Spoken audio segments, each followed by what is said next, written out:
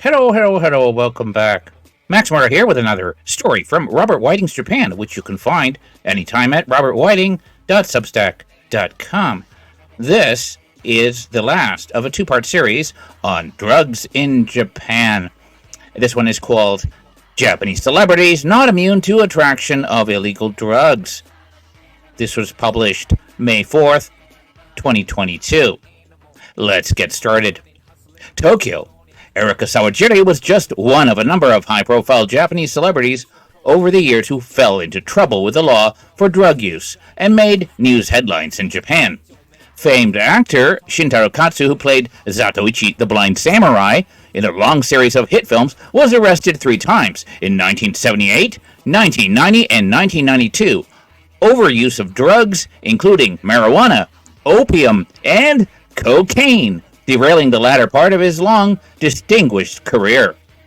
Retired baseball star Yutaka Enatsu was arrested in 1993 for serious narcotics violations.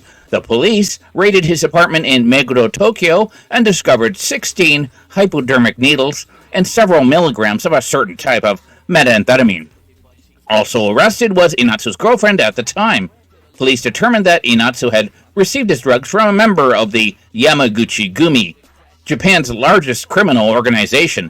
He was sentenced to 2 years and 4 months in a prison in Shizuoka. Now, Enatsu did hard prison time for a first-time offense, primarily because he had refused to finger or snitch on the Yamaguchi-gumi members he dealt with to the police. He earned the gratitude of the gang bosses for that. Yamaguchi-gumi gang members could be seen bowing in deep respect to Enatsu when he returned home after his release. In an attempt to start with a clean slate, he threw away all his trophies he had earned as one of the best baseball pitchers of all time in Japan. He also burned the diaries that he kept during his professional career. Then he tried to put his broken life back together. It took years to work his way back. He wrote books and newspaper columns to earn a living, as he was banned from the mainstream broadcast booth and TV sports programs for a long time. Finally, he reached a certain state of grace when in 2015 and 2016, he was invited to the Hanshin Tigers spring training camp of the Hanshin Tigers baseball team, with whom he had started his professional baseball career. As a coach, he remarked that nothing was quite as satisfying as wearing that Hanshin Tigers baseball uniform once more. Hugely popular singing idol Noriko Sakai was arrested in 2009 for marijuana and methamphetamine use after her surfer husband was detained on the same charge, police having discovered stimulants hidden in his underwear during a body search on a Shibuya street. Sakai had initially attempted to flee, dyeing and cutting her hair. Does that sound familiar? And ditching her cell phone to destroy any incriminating evidence. But after a week on the run, she turned herself in and admitted to using the stimulant drugs the authorities found in her apartment. One point I do recall was the police, in their evidence, took a hair sample, a hair follicle sample, from one of her hairbrushes, and that was entered into evidence. During the wall-to-wall coverage that ensued, it was revealed that Sakai's deceased father and younger brother were both real, actual Yamaguchi-gumi Yakuza. Her arrest and conviction on shabu, as methamphetamine is commonly called in Japan, and the revelation the Sakais had held also so-called shabu parties, inspired a raft of articles on the heightened effects the drug causes during sex. Sakai spent 39 days in jail, and after being released on bail, she received a suspended sentence. One note, so as I indicated, shabu is the word for methamphetamine or crystal meth. However, shabu shabu is an entirely different dish. It's kind of like a beef hot pot. So you're best not to confuse the two.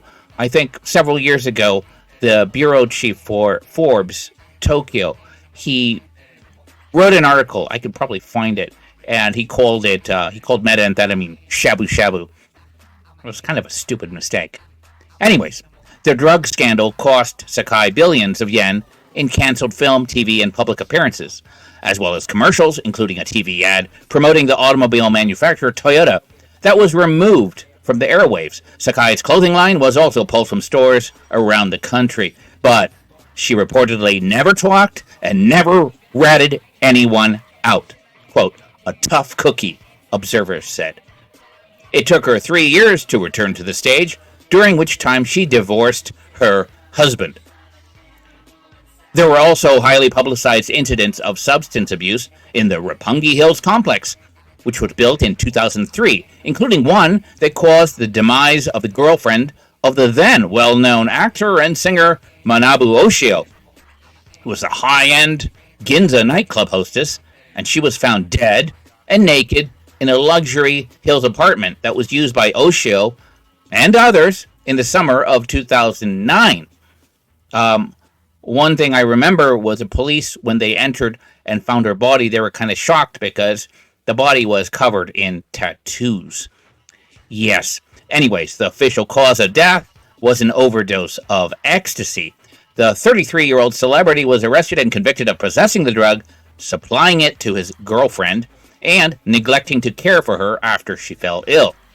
He was sentenced to 4 years in prison and released in 2014. He did not return to the entertainment business. One note is that apartment in Roppongi Hills was owned by Mika Noguchi, who was the then CEO and owner of a kind of a Victoria's Secret type lingerie company called Peach John, which was later sold to Wacol. And so that room was basically what they called a do room. So they would go, her friends or the network would go there to do girls, to have sex. They would go there to do drugs. And that was a little bit weird.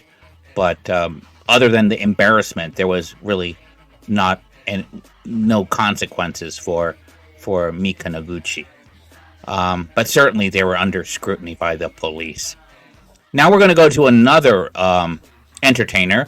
The singer Asuka of the group Chage and Asuka was arrested twice, once in 2014 and once in 2016, for using MDMA and meth. The police recovered his PC and 2 cell phones in the second arrest, which allowed them to bust some drug dealers involved. Actually, I think he also ratted out his suppliers, like in this case, linked to the Sumiyoshikai, which is a Tokyo-based Yakuza group. But in any event, he was sentenced to 3 years in prison, suspended, but was able to resume his career in 2017. Now, then there was Kazuhiro Kiyohara, a major star for the Seibu Lions and Yomiuri Giants baseball team for many years, who developed his own substance abuse problem after his playing days had ended. Actually, I think he started using meth when he first joined the Seibu Lions. And then later, when he was a little bit older, he managed to get into his dream team, which is the Yomiuri Giants, and that's when he started using steroids. Anyways, he's a native of Kashiwada, Osaka, known for their violent underworld inhabitants. Kiyohara was represented by a Yakuza-linked talent agency called K-Dash. It's a big talent production agency with reputed connections to the Yamaguchi-gumi. Now, in retirement, the 6'3", 220-pound Kiyohara looked increasingly like something out of a Toei Yakuza movie, or he looked like one of the characters in the Sega game, Yakuza, with his shaven head and garish suits and steadily increasing girth. He also looked like a physical clone of an Asian Barry Bonds, and indeed there had been rumors of steroid use, which I indicated earlier, during his time as an active player. In 2014, the popular weekly magazine Shukan Bunshin reported on Kiyohara's drug abuse, as well as instances of domestic abuse at the Kiyohara household, detailing Kiyohara's, quote, furious outbursts at his wife. The magazine wrote that Kiyohara had even chased her with a knife on one occasion. He was convicted and given a suspended sentence.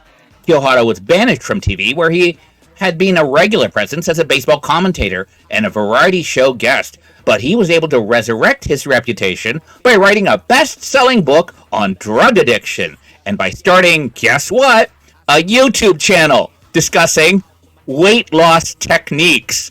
This is great. Drug use by foreign residents has also been an increasing problem, one that began to appear in the wake of Japan's bubble era and the great wealth the nation had accumulated, attracting many visitors from overseas. The situation grew so acute that in 1991, the Tokyo Metropolitan Police set up a special translation center on the 7th floor of the MPD headquarters building, overlooking the Imperial Palace. It was staffed by over 150 people who could interview detainees in 50 different languages. It dealt with Colombian cocaine cartels and triads from China involved in everything from Golden Triangle drugs to white slavery. It was a veritable United Nations of crime.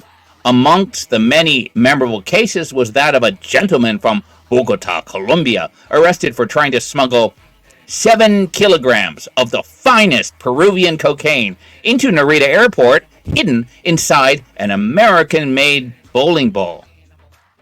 More recently, the Tokyo Metropolitan Police arrested a British national in his early 40s named Edward James Montague Reed, who lived in Tokyo's Toni Minami Azabu district and had worked for a time for Nomura Securities on the currency desk and for Sony Corporation in the Investor Relations or IR department. Detectives burst into his Tokyo apartment one morning on September 2017. I think he had his half-Australian model hooker girlfriend with him at the time, and they seized 239 grams of cocaine and 92 grams of kokusei, or that's Japanese for stimulant drugs, with a combined street value of about 20 million yen. Because of the amount of drugs in his possession, he was given a 10-year prison sentence. Police believe Reed sold illegal drugs to between 40 and 50 customers who frequented clubs in the Roppongi area between April and July, making his transactions in Bitcoin. Now, according to his friends, Reed had been battling depression and had become addicted to drugs, and as a result, a state of affairs that made him prey to organized crime figures who blackmailed him into becoming a drug dealer.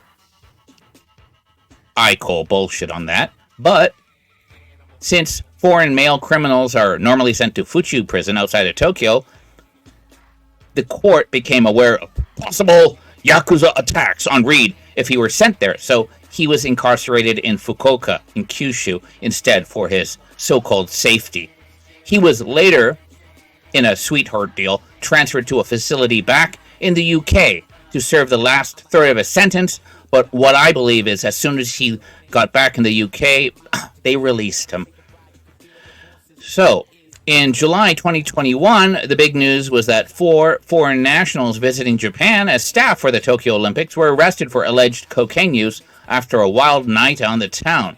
In November that same year, 2021, 5 Vietnamese and Brazilian nationals living in Japan were arrested on suspicion of smuggling methamphetamine. In December of 2021, 5 more Brazilians were arrested for the same offense. Wow.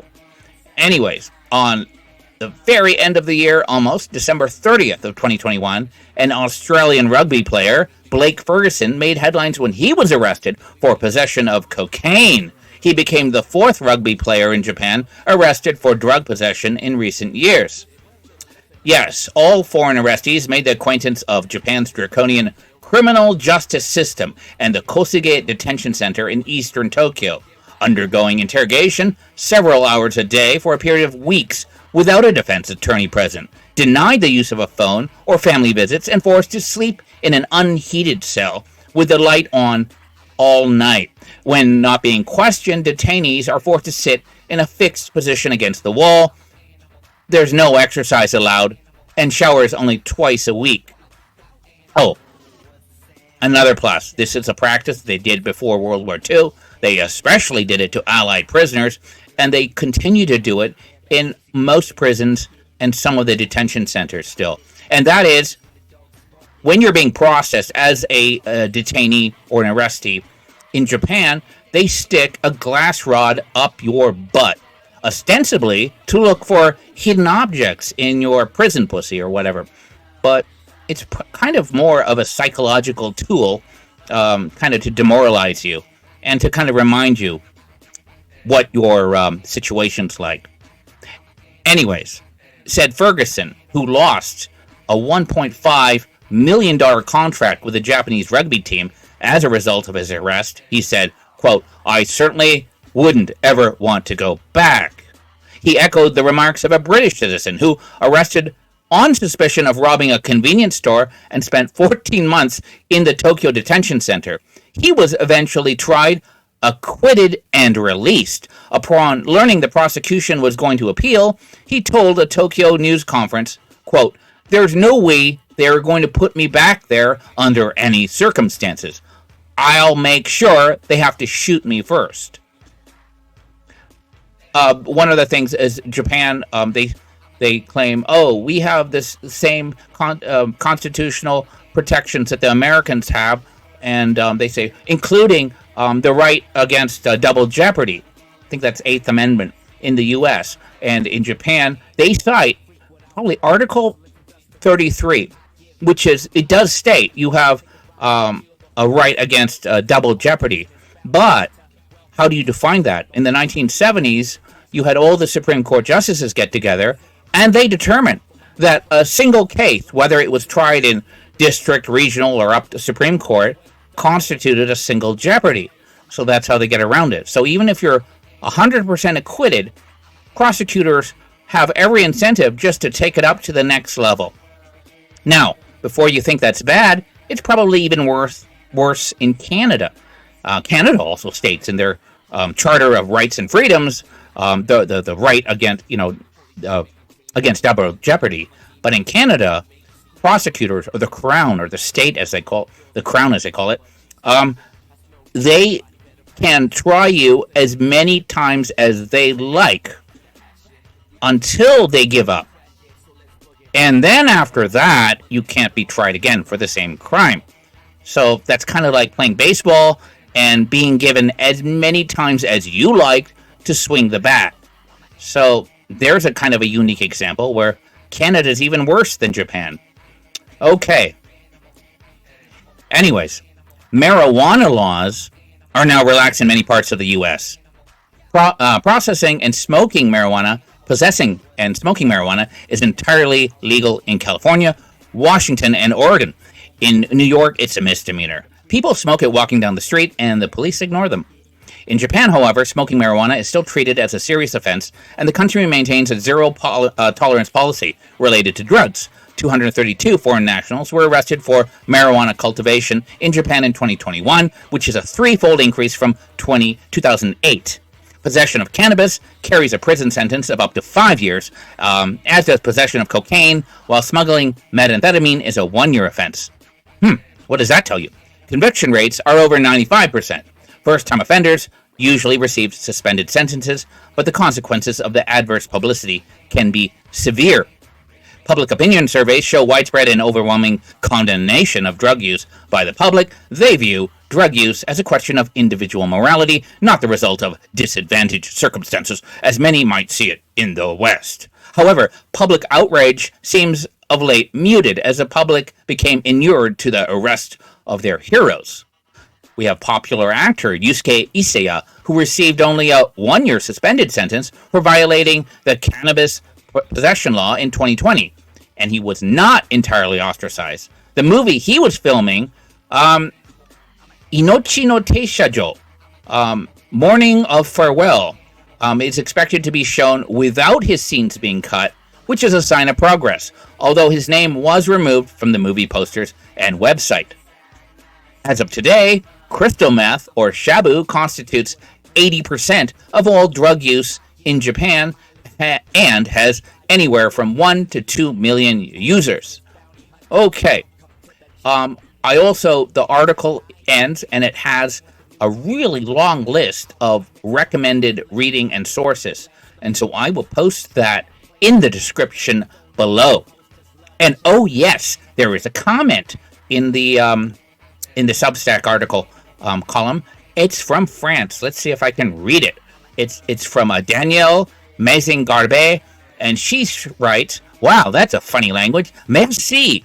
Vos posts sont passionnants. Quel plaisir de vous lire. I don't know what that means, but Robert Whiting does, because he says, merci beaucoup. Yes. Okay. Anyways, I hope you enjoyed this. If you did, please like and subscribe. And if you have any requests, I can see what I can do. Drugs, crime, murder, terrorism. Those are all kind of fun. Anyways, I hope you have a good weekend. I'm going to go on the air soon with Meme Copium, and it's going to be a Friday drinking stream. Yeah, so have a good day.